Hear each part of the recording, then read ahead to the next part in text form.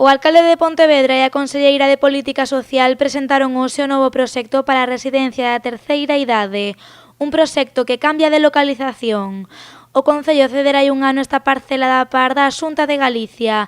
Así e todo, finalmente a residencia de maiores estará situada aquí, nesta outra parcela de 5.000 metros cadrados da rúa 12 de novembro.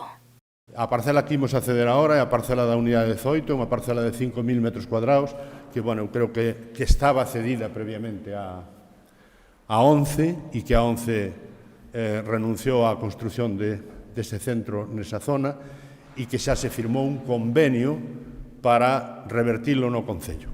Ten unha ubicación, eu diría que inmellorable. Decía o alcalde hai un tempo que esta era a parcela, esta era a xoia da coroa do Concello de Pontevedra. Xa quixemos dende a Xunta de Galicia hai ben de tempo, pero eu hoxe celebro que o Concello tomara a decisión de ceder pois unha das súas mellores ubicacións para construir unha das mellores instalacións a nivel galego, nacional e internacional, como vai a ser esta nova residencia de maiores. A residencia contará cun baixo e 2 andares superiores, en total 120 prazas e 115 novos postos de traballo. O presuposto deste proxecto ascende a 12 millóns de euros, que serán financiados pola Fundación Amancio Ortega.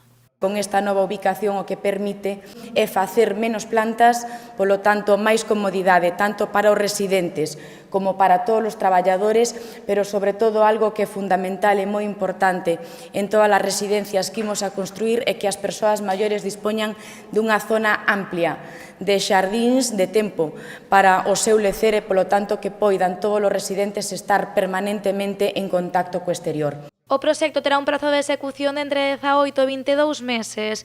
Polo de agora, a Consellería está rematando a redacción do proxecto básico para poder proceder á solicitude da licenza municipal. Segundo anunciou hoxe Fabiola Castro, a residencia pública estará en marcha a mediados de legislatura.